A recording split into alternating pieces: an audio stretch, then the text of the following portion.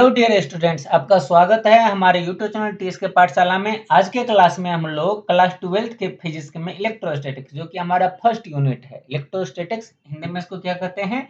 स्थिर विद्युत्की। इसमें हम लोग आज के क्लास में total 10 most important, very very important यानी वीवीआई ऑब्जेक्टिव प्रश्न देखने वाले हैं। ये सब के सब ऑब्जेक्टिव प्रश्न कहाँ से होंगे? केवल और केवल इलेक्ट्रोस्टैटिक्स क्लास 12th के फिजिक्स से। और वैसे प्रश्न होंगे जो बोर्ड एग्जाम में, जो बोर्ड परीक्षा में बार बार दोहराए जाते हैं। ये बोर्ड परीक्षा के मकसद से काफी इंपोर्टेंट प्रश्न होंगे। तो हमारा सबसे पहला प्रश्न है इसमें विद्युत तीव्रता यानी विद्युत क्षेत्र की तीव्रता का ऐसा ही मात्रक होता है। तो अगर आपका ऑप्शन सही आ भी गया होगा तो आप कमेंट सेक्शन में जल्दी से लिख सकते हो। लेकिन हम लोग थोड़ा सा बैकअप करते हैं। विद्युत क्षेत्र की तीव्रता फॉर्मूला क्या था? E बराबर एफ बट्टा क्यू नॉट हम लोग लिखते थे, एफ बट्टा क्यू नॉट, या फिर केवल क्यू भी लिख सकते हैं नीचे में। तो विद्युत बल, बल का मात्रक न्यूटन बट्टा में आवेश, ये परीक्षण आवेश है तो यहाँ पर आवेश रही है, परीक्षण आवेश मात्रक तो कुलम ही होगा। तो मात्रक क्या बन गया विद्युत क्षेत्र तीव्रता का? न्यूटन बट्टा कुलम, जो कि हमारे पास ऑप्शन नंबर बी में दिख रहा है। हमारा ऑप्शन नंबर बी सही हो जाएगा। विद्युत क्षेत्र की तीव्रता का ऐसा मात्रक क्या होता है? न्यूटन बट्टे कुलम। नेक्स्ट सवाल हमारे पास। अच्छा, उससे पहले कुछ इंपॉर्टेंट आपके लिए सोचना है कि अगर आप क्लास 10th या 12th के लिए, अगर आप क्लास 10th या 12th के लिए बोर्ड एग्जाम की तैयारी कर रहे हो, बोर्ड एग्जाम की तैयारी कर रहे हो, तो आपके लिए कुछ मोस्ट यूजफुल प्लेलिस्ट हमारे पास, जिसका इस्तेमाल करके आप अपने बोर्ड एग्जाम में 95% प्लस स्कोर कर सकते हो।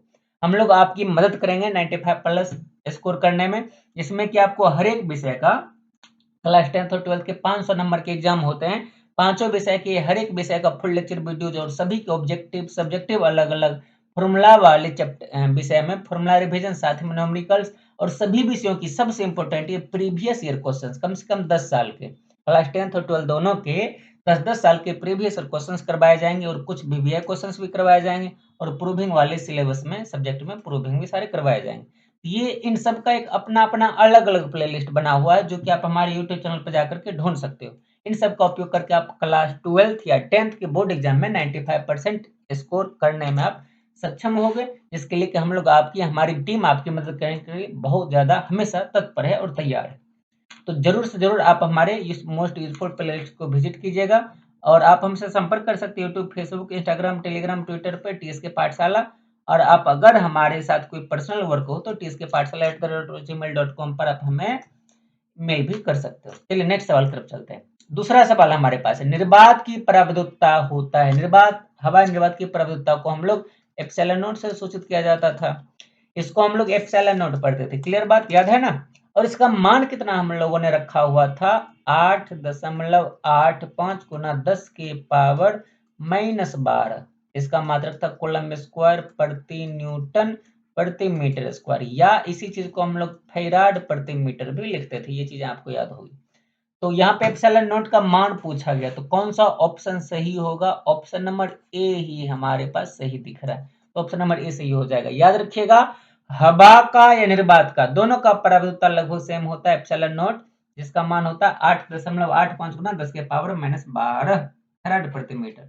नेक्स्ट चलते हैं, विद्युत द्विध्रुव कैसा है मात्रक? विद्युत द्विध्रुव पूछा गया। इस प्रकार से हम लोग विद्युत द्विध्रुव बनाते थे, और इसमें विद्युत द्विध्रुव आघूर्ण P बराबर फॉर्मूला लिखते थे, इनके बीच की दूरी कितना? 12 Q इंटू 12, इनके बीच की दूरी जो Q इंटू 12 हो जाएगा, इनके बीच की दूरी 12 है, और किसी एक आवेश का परिमाण Q है, तो P बराबर Q इंटू 12 यही था इसका विद्युत द्विध्रुव आघूर्ण, और इसका ऐसा मात्रक पूछा गया है। तो ध्यान रखिएगा, Q मतलब आवेश, आवेश का ऐसा मात्रक तो कूलम, 12 मतलब लंबाई या दूरी, इसका ऐसा मात्रक हो गया मीटर, तो बन गया क्या? Coulomb metre. तो आंसर कौन सा हमारे पास सही होगा? ऑप्शन नंबर बी हमारा सही हो जाएगा, कूलम्ब मीटर।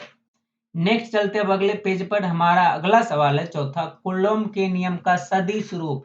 कूलॉम का नियम हम लोगों ने पढ़ा था, F बराबर K इंटू Q1 Q2 बट्टा R स्क्वायर। इस प्रकार का हम लोगों ने कूलॉम का नियम पढ़ा हुआ था, लेकिन पूछा गया इसका सदिश रूप। तो इसको सदिश हम लोग बनाने के लिए F वेक्टर बराबर K इंटू Q1 Q2 बट्टा R स्क्वायर, और यहाँ पर R कैप ले सकते हैं। R कैप क्या? इकाई सदिश है R की दिशा में। अगर R12 होगा तो फिर हम लोग 12 कैप ले लेंगे, R21 होगा तो R21 होगा तो 21 कैप ले लेंगे। क्लियर बात? तो आप अपने हिसाब से प्रश्न के अनुसार ले सकते हो। तो इस प्रकार से हम लोग सदिश रूप लिख सकते हैं, लेकिन R कैप का हम लोगों ने एक फॉर्मूला पढ़ा था, ऊपर में ध्यान दीजिएगा, R कैप बराबर R वेक्टर बटे R भी होता है। R वेक्टर बटे R या R का मॉड भी होता है। तो इसको अगर हम लोग यहाँ पे पुट कर दें तो ये नीचे वाला जो r है ये मल्टीप्लाई हो जाएगा आर स्क्वायर के साथ, आर स्क्वायर क्या बन जाएगा, आर क्यूब बन जाएगा। तो फिर हमारा फॉर्मूला कुछ इस प्रकार का दिखेगा, F vector is equal to K into Q1 Q2 बट्टा आर क्यू स्क्वायर, से हो जाएगा आर क्यूब और ऊपर में बच जाएगा आर वेक्टर। तो कुछ इस प्रकार का कॉलम की नाम का सदिश रूप लिखा जाता है अक्सर प्रश्न में, जो कि हमारे पास ऑप्शन नंबर कौन सा दिख रहा है, लगता है ऑप्शन नंबर ए ही सही होगा। F vector is equal to 1/4 pi epsilon naught, ये के का मान होता है, के का मान होता है इतना ज्यादा, Q1 Q2 बट्टे आर क्यूब और आर वेक्टर, हाँ यही सही है हमारा ऑप्शन। तो याद रखिएगा सदिश रूप में नीचे में आर क्यूब होता है, बहुत विद्यार्थी कॉलम के नियम में नीचे बट्टे में आर स्क्वायर ढूंढते रह जाता है और गलत सलत ऑप्शन में टिक लगा लेते हैं। अगला प्रश्न हमारे लिए, तो ऑप्शन नंबर ए हमारा सही हो जाएगा। नेक्स्ट सवाल हमारे पास, किसी चालक की धारिता, चालक की धारिता यानी सी का फॉर्मूला, सी का फॉर्मूला हम लोगों ने पढ़ा हुआ था, क्यू बट्टा क्या था, भी था, जहाँ क्यू क्या है, क्यू है आवेश, क्यू क्या था, आवेश, और भी क्या था, भी था विभवांतर, भी विभवांतर या विभव आप बोल सकते हो। क्लियर बात, आवेश बटे विभवांतर धारिता का फॉर्मूला होता था, जो कि हमारे पास ऑप्शन नंबर बी में लिखा हुआ है, सी बराबर क्यू बटे भी। अच्छा डी भी यही चीज लिखा हुआ, तो ये थोड़ा सा टाइपिंग मिस्टेक हो गया होगा, नहीं तो दोनों का ऑप्शन अलग अलग होना चाहिए, तो अभी ए बी और डी दोनों सही हो जाएगा क्योंकि दोनों ऑप्शन सेम ही है। नेक्स्ट सवाल हमारे पास छठा नंबर, आवेशित चालक की ऊर्जा, आवेशित चालक की ऊर्जा यानी कि स्थितिज ऊर्जा पूछा गया, आवेशित चालक की स्थितिज ऊर्जा का फॉर्मूला हमसे पूछा गया। आवेशित चालक में जो विद्युत ऊर्जा जमा रहता है उसको हम लोग स्थितिज ऊर्जा कहते हैं, और उसका फॉर्मूला हम लोग यू या ई भी लिख देते हैं, यू लिखते हैं या फिर ई लिखते हैं, दोनों चलता है। यू या ई बराबर क्या फॉर्मूला पढ़े थे, हाफ सी भी स्क्वायर, ये फॉर्मूला पढ़े थे। अगर इसमें half C B square option में ना दिखे तो ऑप्शन में आपको हाफ क्यू भी दिख सकता है, अगर ये भी नहीं दिखे तो क्यू स्क्वायर बट्टा में 2c भी दिख सकता है। ये तीनों फॉर्मूला होता है स्थितिज ऊर्जा का या चालक की ऊर्जा का। तो अभी ऑप्शन में कौन सा दिख रहा है, हाफ सी बी स्क्वायर वाला दिख रहा है, ऑप्शन नंबर बी में हाफ सी बी स्क्वायर, ई बराबर हाफ सी बी स्क्वायर, तो ऑप्शन नंबर बी हमारा सही हो जाएगा। क्लियर बात, अगर हाफ क्यू भी या हाफ क्यू स्क्वायर बटे सी भी दिख जाए तो भी सही होगा, याद रखिएगा। नेक्स्ट प्रश्न हमारे पास है, यदि समान धारिता C1 यानी समान धारिता C1 वाले n संधारित्रों को किस क्रम में जोड़ा है, समांतर क्रम में जोड़े जाएं तो तुल्य धारिता क्या होगा।